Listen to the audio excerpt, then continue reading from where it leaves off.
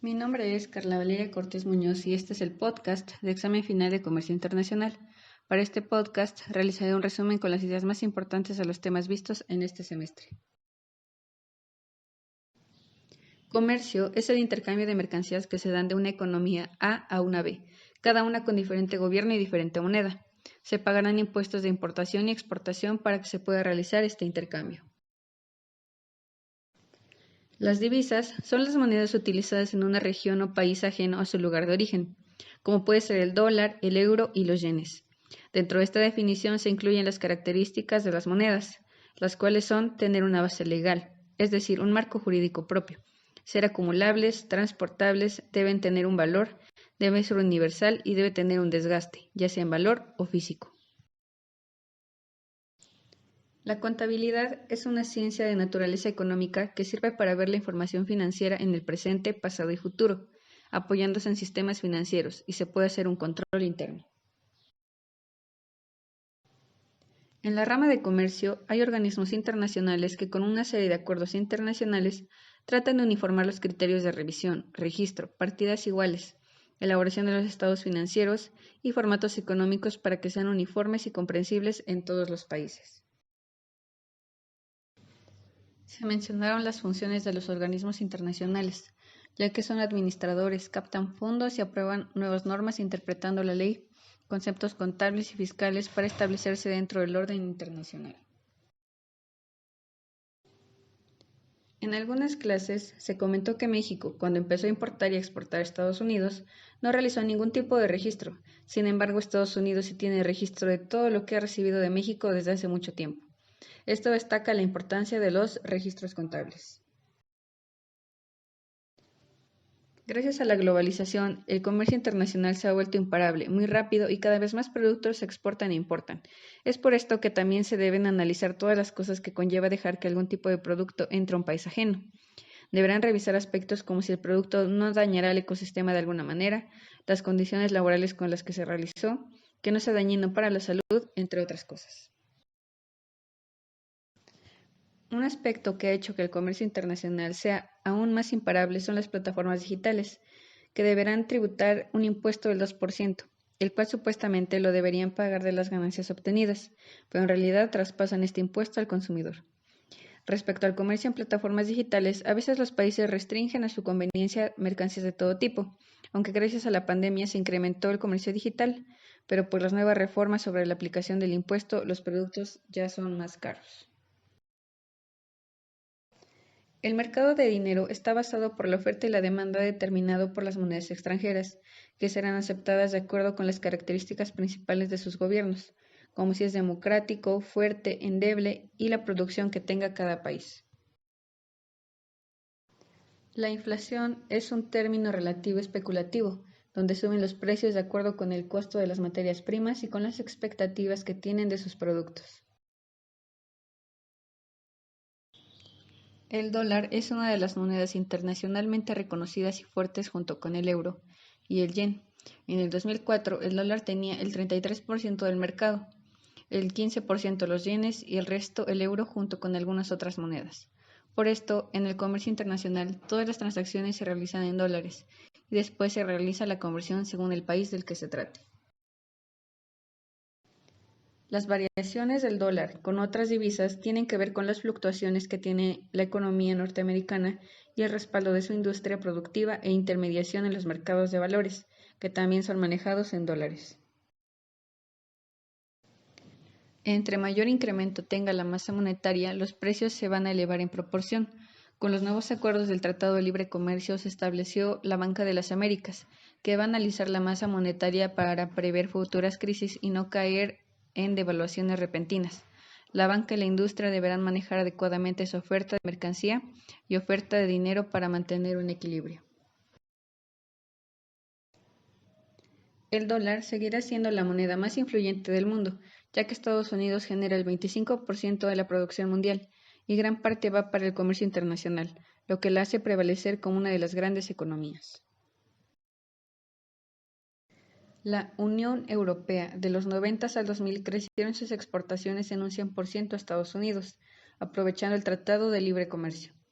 En México, la Unión Europea tenía beneficios, como en el banco tener tasas preferenciales, bajos costos de materias primas, por estar cerca de Estados Unidos, bajos costos a los salarios, y como Estados Unidos es uno de los países más consumistas, sus costos de traslado eran baratísimos, generando máximas ganancias. México obtenía beneficios, como que se producían nuevos empleos, pero el gobierno tenía que invertir en las infraestructuras y en darles facilidades de impuestos. Un punto a resaltar aquí es que las empresas extranjeras siempre han tenido el apoyo del gobierno, pero los ciudadanos del país no, especialmente las pymes, que son las que más les cuesta subsistir por las grandes tasas de impuestos y el nulo apoyo que obtienen. También se habló de los salarios y la subcontratación.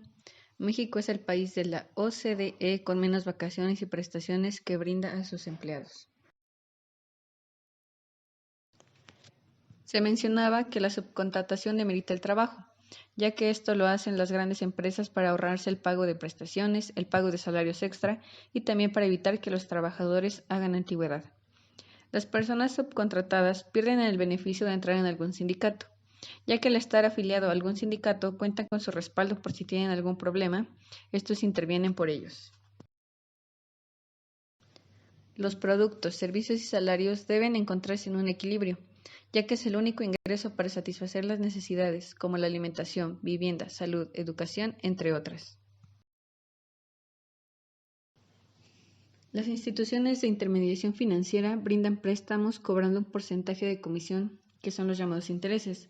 Los países generan sus propios intermediarios, como la banca de desarrollo, que brinda préstamos a una tasa de interés inferior a la del mercado. Hablamos de las marcas y patentes. Las patentes son el derecho de exclusividad que otorga el Estado sobre una invención por medio de un documento técnico que describe el avance tecnológico de la inversión. Las marcas son todo signo visible que distinguen algún producto o servicio de otros de su misma especie o clase de mercado. Artículos constitucionales que tienen que ver con la creación de una sociedad mercantil. Artículo 6. Confidencialidad de la información personal, donde se menciona que si alguna autoridad competente solicita la información financiera de algún contribuyente, se le deberá proporcionar. Artículo 9. No se podrá coartar el derecho de asociarse o reunirse pacíficamente con cualquier objeto ilícito. Artículo 31. Obligaciones de los mexicanos. Fracción cuarta. Contribuir al gasto público. Artículo 25. La ley alentará y protegerá la actividad económica que realicen los particulares y proveerá las condiciones para el desenvolvimiento del sector privado. Se realizó un podcast de la Declaración Universal de los Derechos Humanos y la conclusión a la que llegué fue que esta declaración es algo que todos los ciudadanos del mundo deberíamos conocer, ya que nos dota de derechos y obligaciones para nuestro beneficio. Para mí, siendo el derecho a la libertad de los principales y los derechos que nos brindan bienestar, como son derecho a la salud, a la educación, al trabajo y a la alimentación digna. Gracias a la pandemia, la banca móvil, por decirlo de una manera, salió a la luz, ya que si bien ya existía, no era muy utilizada por los usuarios bancarios. Pero al no poder ir al banco se inició a utilizar y al final los usuarios terminaron confiando más en la banca móvil. Una de las actividades más interesantes que realizamos en este semestre fue el ejercicio de ir a un banco a solicitar un crédito con la finalidad de emprender un negocio.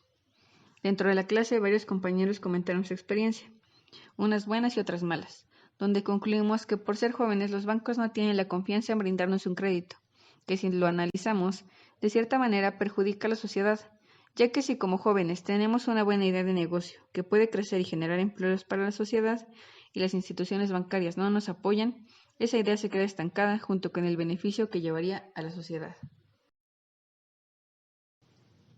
Una de las actividades más interesantes que realizamos en este semestre fue el ejercicio de ir a un banco a solicitar un crédito con la finalidad de emprender un negocio.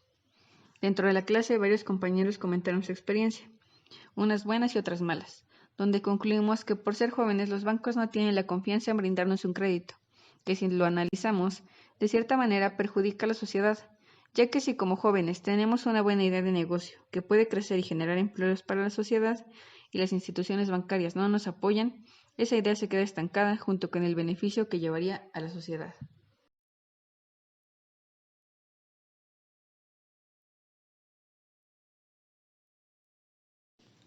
El forfaiting es un tipo de financiación que facilita la exportación de bienes y servicios, donde se involucra la empresa exportadora, una importadora y una entidad financiera.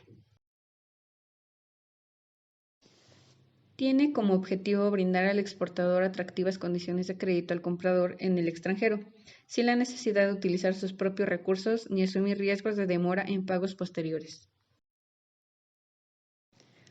Su función es que la empresa exportadora vende a una entidad financiera una serie de instrumentos como pagarés que implican una promesa de pago sin recursos, es decir, la entidad financiera asume el riesgo de impago.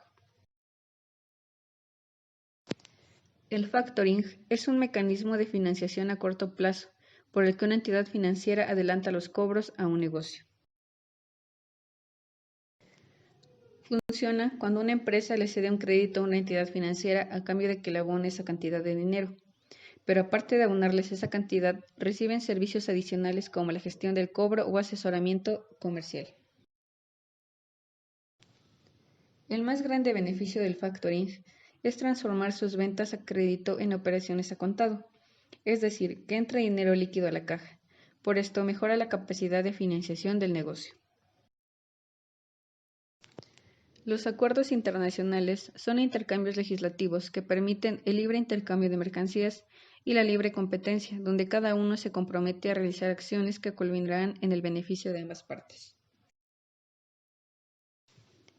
México cuenta con una red de 13 tratados de libre comercio con 46 países, 32 acuerdos para la promoción y protección recíproca de las inversiones con 33 países. También participa activamente en organismos y foros multilaterales y regionales como la Organización Mundial de Comercio, el Mecanismo de Cooperación Económica Asia-Pacífico y la Organización para la Cooperación y Desarrollo Económicos.